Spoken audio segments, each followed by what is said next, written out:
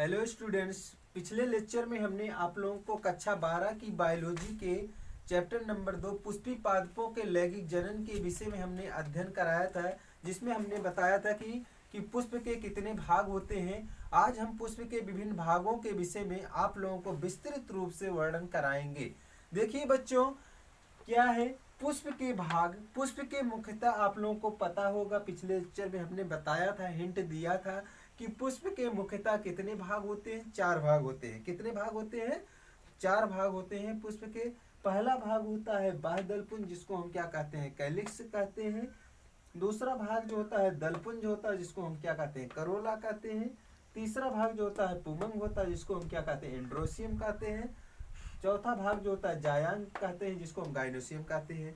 तो आप लोगों को पता होगा, जिस पुष्प में एंड्रोसियम और गाइनोसियम दोनों पाया जाता है, उस पुष्प को बाइसेक्सुअल या द्विलिंगी पुष्प कहा जाता है। तो बच्चों, आज हम कैलिक्स क्या होता है पुष्प के, उसके विषय में बताएंगे। एक पुष्प के माध्यम से आप लोगों को समझाएंगे। बच्चों देखिए, हमारे हाथ में क्या है? एक पुष्प हम लिए हैं। पुष्प लिए हैं। इस पुष्प में देख सकते हो आप, ये क्या है? जो हरे रंग का पुष्प में देख सकते हो आप लोग, ये जो भाग होता है, ये चीज क्या है? हमारा कैलिक्स होता है, जिसको हम क्या कहते हैं? बाह्य दलपुंज। और इसके नीचे जो भाग आप लोग देख रहे हैं, जो ये निकला हुआ, इसको हम एपिकैलिक्स कहते हैं। ये भाग कौन सा हमारा है? एपिकैलिक्स है। और ये भाग कौन सा जो हरे रंग का है, इसको हम क्या कहते हैं? कैलिक्स कहते हैं। एपिकैलिक्स का मतलब क्या होता है? एपिकैलिक्स का अर्थ होता है अनुबाह्य दल, और कैलिक्स का अर्थ क्या होता है? बाह्य दल, बाह्य दल पुंज। इसके बाद आता है ये पुष्प का जो रंगीन भाग होता है, इसको हम क्या कहते हैं? दलपुंज कहते हैं। क्या कहते हैं? दलपुंज कहते हैं। ये पुष्प का जो रंगीन भाग है, इसको हम क्या कहेंगे? दलपुंज कहेंगे। क्या कहेंगे?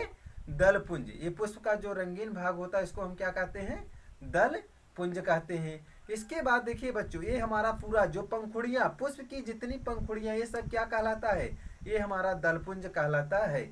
और देख लीजिए, इसके बाद हम आता है तीसरा भाग जो हमारा पुष्प का है, वो आपको दिखा रहे हैं। ये पुष्प का जो तीसरा भाग होता है, जिसको हम क्या कहते हैं? एंड्रोसियम कहते हैं, पुमंग कहते हैं। इसका विकास किससे होता है? पुंकेसरों से होता है। पुंकेसरों, देखिए पुंकेसर कैसे देखोगे? पुंकेसर जो हमारा ये बगल में लगा हुआ, ये सब क्या है? हमारा पुंकेसर है। ये जो भाग हमारा है क्या है?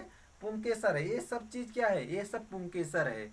तो पुंकेसर कैसा होता है? आप लोगों को मालूम होगा, पुमंग। पुमंग का विकास किससे होता है? पुंकेसरों से होता है। पुमंग पुष्प का कैसा अंग होता है? नर जनन अंग होता है। देखिए, अब हमको पुमंग के विषय में सबसे पहले अध्ययन कराना है। आपको बता दिए पुष्प के माध्यम से पुमंग क्या है। इसमें देखिए, यही पुमंग वाला भाग है, जिसमें ये पुंकेसर पूरी संरचना होती है। पुमंग का विकास पुंकेसरों से होता है। इसके बाद पुष्प का जो चौथा भाग होता है, गाइनोसियम होता है। चौथा भाग कौन सा है? गाइनोसियम, जिसको हम जायांग कहते हैं। जायांग वाला भाग जो होता है, इसको जायांग का विकास किससे होता है? स्त्री केसर से होता है, जिसको हम क्या कहते हैं? ओवरी यानी अंडाशय से होता है। देखिए, इसके जो होता है, ये ऊपर वाला भाग क्या होता है? स्टिग्मा होता है, जिसको हम क्या कहते हैं? वर्तिकाग्र कहते हैं। ऊपर वाले भाग को हम क्या कहेंगे? वर्तिकाग्र कहेंगे। और इसके बाद वाला जो ये बीच वाला पार्ट है, सब क्या कहलाता है? ये हमारा क्या कहलाएगा? ये कहलाता है वर्तिका। क्या कहलाएगा? ये देखिए, अभी हम आपको दिखा रहे हैं पुष्प में सारे भागों को, आराम से पूरा वर्णन करा देंगे, दिखा सकते हैं इसकी ओवरी सहित। देखिए बच्चों, ये पूरा पार्ट जो आप लोगों को हम दिखा रहे हैं, ये पूरा पुष्प का कौन सा भाग है? ऊपर हमारा जो है स्टिग्मा है, जिसको वर्तिकाग्र कहेंगे। ये पूरा पार्ट कौन सा होता है? स्टाइल कहलाता है, जिसको हम वर्तिका कहते हैं। और अंडाशय वाला पार्ट जो होता है, पुष्प के अंदर होता है, नीचे पाया जाता है, उसको हम क्या कहते हैं? अंडाशय। अंडाशय हमारा इसी के अंदर स्थित होता है। तो बच्चों, हमको किसका वर्णन कराना है आपको? तो सबसे पहले ये पुष्प के नर और मादा जननांगों के विषय में बाह्य दलपुंज को आपको बता ही दिए हैं। जो पुष्प का हरे रंग का होता है दलपुंज, पुष्प का जो आकर्षित करने वाला भाग। पुमंग पुष्प का नर जननांग होता है। इसका विकास किससे होता है? पुंकेसरों से। इसको हम दिखाएं इंग्लिश में, इसको क्या कहते हैं? स्टेमन कहते हैं। क्या कहा जाता है? स्टेमन। स्टेमन मीन्स क्या हुआ? पुंकेसर हुआ। देखिए बच्चों, ये क्या है? देखिए, एक स्टेमन की संरचना हमने दिखाया है। ये कैसा है? एंथर है। एंथर को हिंदी में हम क्या कहते हैं? परागकोश कहते हैं। क्या कहा जाता है? परागकोश। इसके अंदर क्या पाया जाएगा? इस एंथर के अंदर हमारा क्या पाया जाएगा? पोलन ग्रेन पाया जाता है। एंथर के अंदर क्या पाया जाता है बच्चों? Pollen grain. क्या पाया जाता है? Pollen grain. पोलन ग्रेन का मतलब क्या हुआ? पोलन ग्रेन का अर्थ होता है परागकण।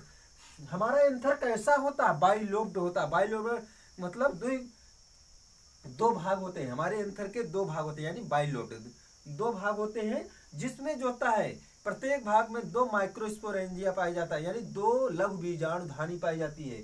इसमें दो लघु बीजाणुधानी होगी। इसमें कहने का अर्थ हुआ हमारे एंथर में जो हमारा एंथर होगा, पुष्प का जो एंथर वाला भाग होगा, उसमें 4 लघु बीजाणुधानी होती है।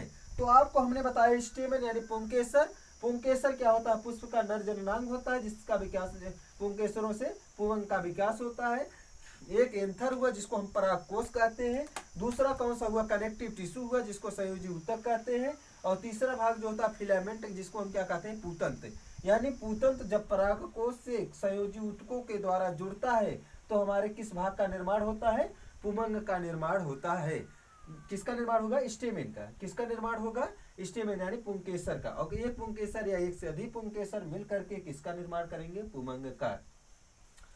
तो बच्चों देखिए, फिर से देख लीजिए, स्टेमेन यानी स्ट्रक्चर ऑफ स्टेमेन आपको दिखाए हैं। पुंकेसर पुष्प का नर जननांग होता है, यानी पुमंग पुष्प का नर जननांग होता है। इसका विकास किससे होता है? पुंकेसरों से होता है। एक पुंकेसर का निर्माण कैसे होता है, इसके विषय में बताया गया है कि एंथर यानी परागकोश जब संयोजी ऊतकों के द्वारा जो होता है फिलामेंट यानी पूतंत्र से जुड़ता है तो उससे किस चीज का निर्माण होता है?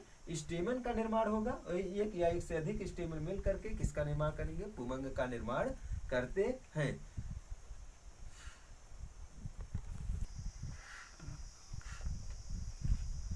अगले वीडियो में बच्चों हम पुमंग पुष्प के मादा जननांग यानी जायांग के विषय में आप लोगों को विस्तृत वर्णन कराएंगे।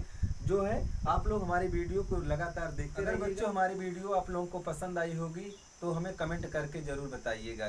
धन्यवाद।